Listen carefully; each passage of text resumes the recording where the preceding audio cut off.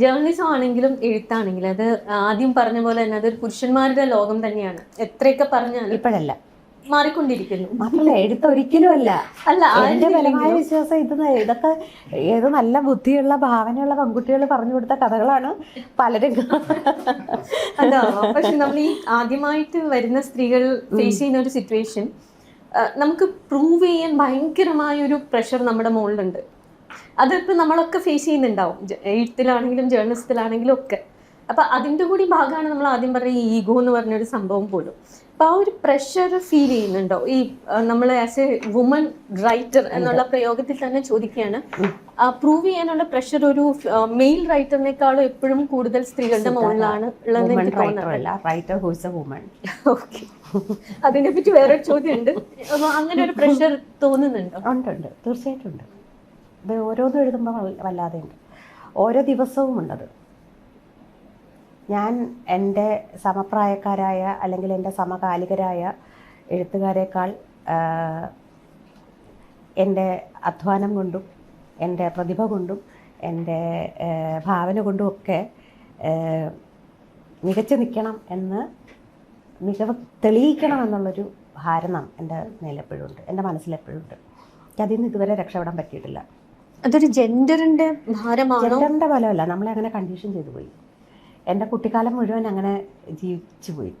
പിന്നെ നമുക്കതിൽ നിന്ന് ഊരി വരാൻ ഭയങ്കര പ്രയാസമാണ്. അതൊരു തരം ഒരു ചർമ്മത്തിൻ്റെ ഒരാവരണം പോലെയാണ്. അത് തൊലി ഉരിച്ച് കഴിഞ്ഞാൽ അതിൽ നിന്ന് രക്ഷപ്പെടുന്നു തോന്നും. ഒരു മൗൾട്ടിങ് കൊണ്ടും അത് പറ്റുന്നില്ല.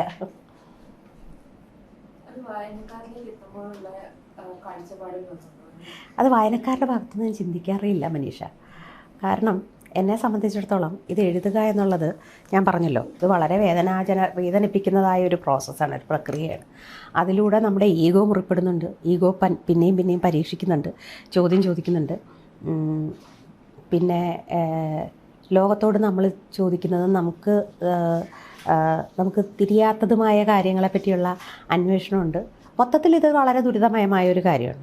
ഇതെല്ലാം കഴിഞ്ഞിട്ട് പിന്നെ വായനക്കാർ ഇതെങ്ങനെ സ്വീകരിക്കുമെന്നും കൂടെ ആലോചിച്ച് വിഷമിക്കാൻ ആരോഗ്യമില്ല. അതെ അതെ അതെ, അത് ഞാൻ ഒരിക്കലും ആലോചിച്ച് വിഷമിക്കുന്നില്ല. ഇപ്പോൾ ഈ പുസ്തകം തന്നെ, കലാച്ചി എന്ന് പറയുന്ന ഈ പുസ്തകം തന്നെ വായനക്കാരെങ്ങനെ വായിക്കും എന്നുള്ളത് ഇത് ആലോചിച്ച് വേണമെങ്കിൽ വിഷമിക്കാം. പക്ഷെ ഞാനത് എഴുതുന്ന സമയത്ത് അതിനെപ്പറ്റി വിഷമിക്കുന്നില്ല. പക്ഷെ അത് വായിച്ചാരും വിഷമിക്കരുതെന്ന് എനിക്ക് ആഗ്രഹമുണ്ട്. അവരൊക്കെ നല്ല മനുഷ്യരാവണമെന്നും, നല്ല മനുഷ്യരാവണമെന്നല്ല, കൂടുതൽ നല്ല മനുഷ്യരാവണമെന്നും കൂടുതൽ സന്തോഷിക്കണമെന്നും ഭാഷയിൽ ആനന്ദിക്കണം എന്നൊക്കെ എനിക്ക് ആഗ്രഹമുണ്ട്. പക്ഷേ രണ്ടും കൂടെ പറ്റില്ല. ആലോചിച്ച് വിഷമിച്ചിട്ട് നമുക്ക് ഫിക്ഷൻ എഴുതാൻ പറ്റില്ല. ഈ മുമ്പ് പറഞ്ഞില്ലേ, എല്ലാ എഴുത്തുകളിലും തന്നെ ഫീമെയിൽ പ്രൊട്ടഗോണിസ്റ്റ് ആണ് കാണുന്നത്. നമ്മുടെ അല്ലല്ല, ഒരു നോവലിൽ ഞാൻ മെയിൽ പ്രൊട്ടഗോണിസ്റ്റിൽ എഴുതിയിട്ടുണ്ട്. അങ്ങനെയാണ്. അപ്പം പല കഥകൾ, ഇപ്പൊ ഖബർ പോലെ അതല്ലെങ്കിൽ യുവാസിന് സുശേഷം പോലെയുള്ള നോവലുകളിൽ അതിനകത്ത് ബാക്ക്ഗ്രൗണ്ടിലൊരു പൊളിറ്റിക്കൽ സിനാരിയോ കാണും, അല്ലെങ്കിൽ ഒരു ഇപ്പൊ ഈ ബാബറി മസ്ജിദിന്റെയും അയോധ്യയുടെയും അതൊക്കെ നമ്മുടെ ബാക്ക്ഗ്രൗണ്ട് ഉണ്ട്. പക്ഷെ അതിനകത്ത് അതറിയുന്ന ഒരാൾക്കല്ലേ അറിയൂ, അല്ലെങ്കിൽ അത് പറയില്ലല്ലോ. അതൊരു അലിഗറി പോലെയല്ലേ എഴുതിയിരിക്കുന്നത്. പക്ഷെ അതിനകത്ത് പ്രധാന കഥാപാത്രം ഭാവനയാണ്, ഭാവനയുടെ ജീവിതമാണ്. ഇത് എങ്ങനെയാണ് ഈ ഒരു സാഹചര്യങ്ങളെ എങ്ങനെയാണ് സ്ത്രീകളുടെ ജീവിതവുമായിട്ട് എഴുത്തുകളിൽ ഇങ്ങനെ ബന്ധിപ്പിക്കുന്നത്? ഏറ്റവും എളുപ്പത ഒരു സ്ത്രീയുടെ ജീവിതം ഇല്ലാതെ നമ്മൾ സ്ക്രിപ്റ്റ് എഴുതുമ്പോൾ പോലും സ്ക്രീനിൽ ഒരു സ്ത്രീ ഇല്ലെങ്കിൽ അത് വളരെ വിരസമായിട്ട് തോന്നും. പക്ഷെ അങ്ങനെയാണ് കണ്ടുവരുന്നത്. അതുകൊണ്ടാണത് വിരസമായിട്ട് പോകുന്നത്.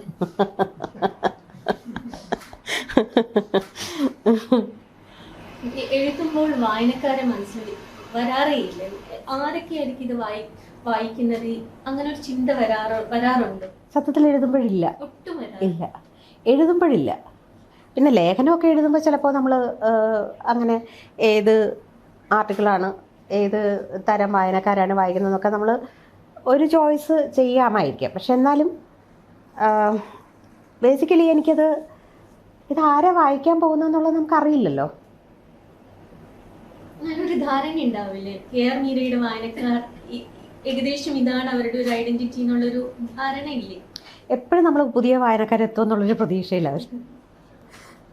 അതേപോലെ ഇപ്പോൾ കേർമീര എന്നുള്ള പറയുന്ന പേര് ഒരു പാൻ ഇന്ത്യൻ നെയിമാണ്, ഒരു റൈറ്റർ എന്നുള്ള രീതിയിൽ. അപ്പോൾ അതുകൊണ്ട് തന്നെ ഈ നമ്മളൊരു തീം ചൂസ് ചെയ്യുമ്പോൾ അതൊരു പാൻ ഇന്ത്യൻ നേച്ചറുള്ള തീം ആവണം, അങ്ങനെ ഒരു ചിന്ത ഇപ്പം ഉണ്ടോ?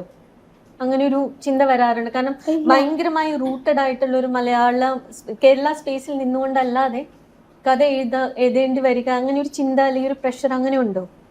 ഇല്ല, അങ്ങനെ എഴുതാനും പറ്റില്ല. എന്നാൽ ഞാൻ ഇനി ഒരു പാൻ ഇന്ത്യൻ കഥ എഴുതിക്കോളാം എന്ന് വിചാരിച്ചിട്ട് എഴുതാൻ പറ്റില്ല. ചിലപ്പോൾ നമ്മൾ എഴുതുമ്പോൾ നമ്മുടെ ഒരു അംബീഷൻ അനുസരിച്ച് ചിലപ്പോൾ നമ്മളിതിന് മറികടന്ന് വേറെ ആരും പറയാത്തൊരു കാര്യം ചിന്തിക്കാൻ ആഗ്രഹിക്കും. ഇപ്പൊ സിത്താര മാം പറഞ്ഞ പോലെ പല കഥകളുടെയും സെറ്റിങ് നോർത്ത് ഇന്ത്യയിലെ ഏതെങ്കിലും ഭാഗങ്ങളായിരിക്കാം. അതെന്താണ് ആ ഒരു റിലീജിയസ് മീരാ സാധു പോലെ അത് ഉണ്ടാകുന്നത് തന്നെ അങ്ങനെ ഒരു യാത്രയിലാണ്. പിന്നെ അത് പറയാൻ പറ്റാത്തൊരു കഥയാണ്, മനസ്സിലായില്ലേ? എല്ലാവിധ പ്രണയവും ഗംഗോത്രി എന്ന് പറയുന്ന ഒരു ആ യാത്ര, മല കയറലാണ് അതിൻ്റെ തീം. അതുകൊണ്ട് അവിടെയാണ്. അപ്പോൾ ഘാതകൻ എന്ന് പറയുന്ന നോവൽ വലിയ നോവലാണ്. അത് ശരിക്കും പറഞ്ഞാൽ കേരളത്തിൽ തുടങ്ങി ഒരു സ്ത്രീയുടെ യാത്രയാണ്. അപ്പം എൻ്റെ ജനറേഷനിലെ ഒരു സ്ത്രീ കേരളത്തിൽ അവർ ജനിച്ച് വളർന്ന കുഗ്രാമത്തിൽ തന്നെ ജീവിതം അവസാനിപ്പിക്കുക എന്ന് പറയുന്ന ഒരു സാധ്യത വളരെ കുറവാണ്. നമ്മൾ അന്ന് തൊട്ടുള്ള ആളുകളെല്ലാവരും തന്നെ പല സ്ഥലത്തും പോകുന്ന ആളുകളാണ്. അപ്പോൾ ആ യാത്ര അതിനകത്ത് വന്നേ പറ്റൂ.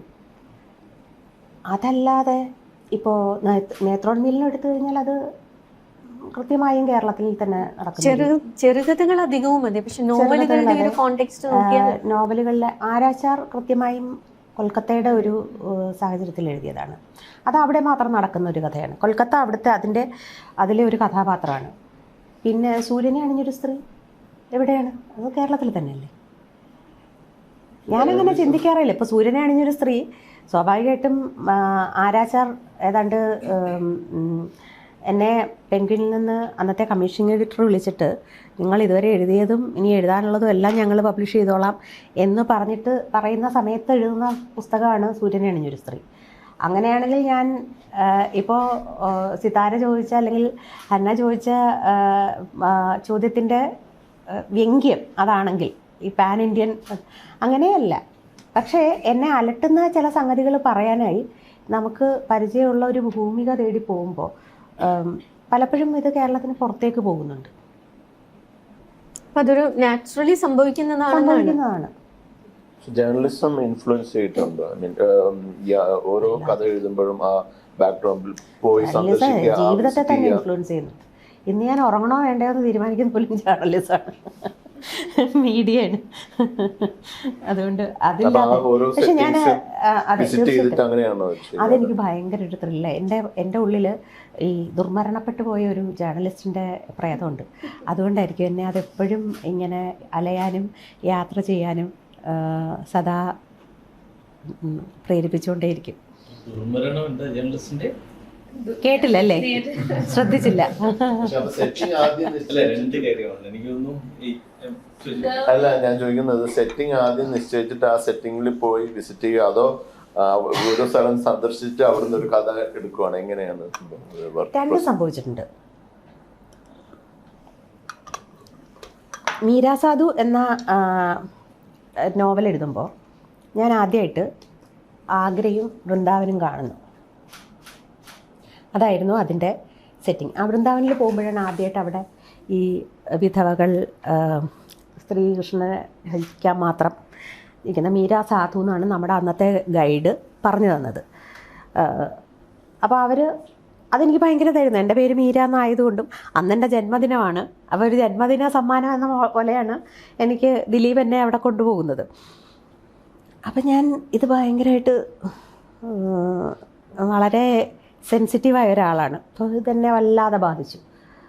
അതിന് ഏറ്റവും വലിയ അത്ഭുതം എന്താണെന്ന് വെച്ചാൽ അതിന് തൊട്ട് തലേ ദിവസം ഞാനൊരു വല്ലാത്ത സ്വപ്നം കണ്ടു. അപ്പോൾ എൻ്റെ പഴയ നഷ്ടപ്പെട്ട വീട്, പിന്നെ വീട്ടിലെ മരം, അവിടെ ഒരു വലിയ സർപ്പം, ഒരു കാളസർപ്പം ഇങ്ങനെ ഭയങ്കരമായിട്ട് പത്തി വിടർത്തിയിരിക്കുന്നു. ഇത് അതേ സർപ്പത്തെ ഞാൻ ആ ടെമ്പിൾസിലൊന്നിൽ കാണുകയാണ്. അപ്പം ഞാൻ ദിലീപിൻ്റെ അടുത്ത് പറഞ്ഞു, ഇതാണ് പറഞ്ഞത്, ഇങ്ങനെ ഒരു സാധനമാണ് പറഞ്ഞത്. എനിക്കത് ഭയങ്കര അത്ഭുതമായിരുന്നു. എന്താണത്? എൻ്റെ ഏത് സബ് കോൺഷ്യസ് പ്രവർത്തനമാണ് എന്നെ ഇവിടെ നിന്ന് അവിടേക്ക് വലിച്ചതെന്നുള്ള ഒരു അത്ഭുതം തോന്നി. അങ്ങനെയാണ് ആ കഥ എഴുതുന്നത്. ആ കഥയെപ്പറ്റി എന്തെങ്കിലും എഴുതും. പക്ഷെ കഥ എഴുതാൻ വേണ്ടി പോയത് തീർച്ചയായിട്ടും കൊൽക്കത്ത. അത് കഥ എഴുതാൻ വേണ്ടി പോയതാണ്. ഈ കലാച്ചി എന്ന് പറയുന്നത് കസഖ്സ്ഥാനിലെ ഒരു ഗ്രാമമാണ്. അവിടെ സംഭവിച്ച ഒരു സംഗതിയാണ് ഈ സ്ലീപ്പ് ഹോളോ, നിദ്രാവ്യാധി എന്ന് പറയുന്ന, അതവിടെ റിപ്പോർട്ട് ചെയ്തതാണ്. അപ്പോൾ സ്വാഭാവികമായിട്ട് എനിക്ക് അവിടെ പോകേണ്ടി വരും. അപ്പോൾ അത് അല്ലാതെ റൈറ്റിംഗിന്റെ പ്രോസസ്സ് എങ്ങനെയാണ്? ഞങ്ങളുടെ റൈറ്റിംഗിന്റെ പ്രോസസ്സ് എങ്ങനെയാണ്? You come across an idea, അത് കഴിഞ്ഞിട്ട് അത് അതില് റിസർച്ച് ചെയ്യുകയാണോ ചെയ്തത്? ഞാൻ പറഞ്ഞത് അതിനൊരു പ്രത്യേക ഒരു സ്ഥിരം ടെംപ്ലേറ്റ് ഇല്ല. ഓരോ സംഗതിയും, ഓരോ നോവലും ഓരോ പുസ്തകവും സംഭവിച്ചിട്ടുള്ളത് ഓരോ രീതിയിലാണ്. ഉദാഹരണത്തിന് കലാച്ചിയുടെ സ്പാർക്ക് കിട്ടുന്നത് 2013 ആരാച്ചാരമൊക്കെ കഴിഞ്ഞിട്ട് ഞാനിങ്ങനെ ഭയങ്കര നിരാശ, വിഷാദരോഗം, വളരെ വല്ലാത്ത ഒരവസ്ഥയിലിരിക്കുമ്പോൾ ഈ ചാനലുകൾ ഇങ്ങനെ ഫ്ലിപ്പ് ചെയ്ത് നോക്കുമ്പോൾ ഒരു ടെലിവിഷൻ ചാനൽ, എനിക്കൊന്ന് റഷ്യൻ TV ആണെന്ന് തോന്നുന്നു, അതിൽ ഒരു മഞ്ഞ് മൂടിയൊരു പ്രദേശം കാണിക്കുന്നു. അപ്പോൾ എനിക്ക് മഞ്ഞ് ഭയങ്കരമായ ഒരു താല്പര്യമുള്ള കാര്യമാണ്. അപ്പോൾ അത് നോക്കുമ്പോൾ അവിടെ സ്ലീപ്പിംഗ് ഡിസോർഡർ, ഒരു സ്ലീപ്പിംഗ് വില്ലേജ് എന്നൊരു സബ് ടൈറ്റിൽ കാണുന്നു. അപ്പം ഞാനത് എന്താണെന്ന് അന്വേഷിക്കുന്നു.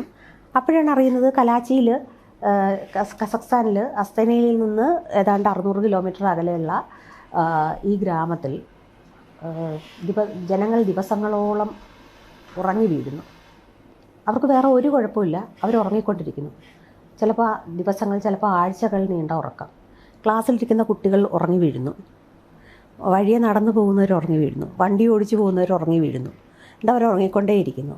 ഉറങ്ങി എഴുന്നേറ്റ് കഴിഞ്ഞാൽ അവർക്ക് പലതരം ശാരീരിക പ്രശ്നങ്ങളുണ്ടാകുന്നു.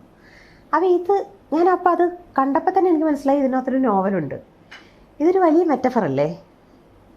ആളുകൾ ഉറങ്ങുക, ദിവസങ്ങളോളം ഉറങ്ങുക, എന്നിട്ട് കഴിഞ്ഞ എന്താണെന്ന് ഓർമ്മയില്ലാതിരിക്കുക. അതൊരു വലിയ പൊളിറ്റിക്കൽ നോവലാണെന്ന് എനിക്ക് ആ നിമിഷം തന്നെ മനസ്സിലായി. പക്ഷേ ഇതെങ്ങനെ എഴുതണമെന്നോ ഇത് ഏത് വിധത്തിൽ എഴുതണമെന്നോ എനിക്കന്ന് അറിഞ്ഞൂടാ അതിനെപ്പറ്റി. പക്ഷേ എനിക്കറിയാമായിരുന്നു ഞാൻ ഇതിനെപ്പറ്റി ഒരു നോവൽ എഴുതും. പിന്നീട് ഞാനിതിങ്ങനെ റെഫർ ചെയ്തുകൊണ്ടേയിരുന്നു. അവിടെയാണ് ജേർണലിസം എന്നെ ഹെൽപ്പ് ചെയ്തിട്ടുള്ളത്. അത് സംബന്ധിച്ച വാർത്തകൾ പിന്തുടർന്നുകൊണ്ടേയിരുന്നു. അപ്പോൾ ഈ പ്രത്യേകിച്ച് നമ്മുടെ പൗരത്വ പ്രക്ഷോഭം നടക്കുന്ന സമയത്ത് എനിക്ക് പെട്ടെന്ന് തോന്നി, ഇത് ആ കഥ തന്നെയല്ലേ? ഷഹീൻ ബാഗിലെ മനുഷ്യരിങ്ങനെ ചുരുണ്ടുകൂടി കിടന്ന് ഉറങ്ങുന്ന ഒരു വിഷയം ഉണ്ടായിരുന്നു. അത് ഭയങ്കരമായിട്ട് നമ്മളെ അലട്ടുന്ന ഒരു സംഗതിയായിരുന്നു. ആ സമയത്താണ് ഞാൻ കലാച്ചി എന്ന് പറയുന്ന ഒരു നോവൽ, അതിൻ്റെ ഒരു ഭൂമികയെപ്പറ്റി, അതിൻ്റെ ഒരു പ്രമേയത്തെപ്പറ്റിയൊക്കെ തീർച്ചപ്പെടുത്തുന്നത്. ഞാൻ ഒറ്റയ്ക്ക് പോയി വിസിറ്റ് ചെയ്തു. കോവിഡ് അങ്ങോട്ട് കഴിഞ്ഞ സമയത്ത്, ഒരു അതിർത്തി തുറന്ന അതേ സമയത്ത്.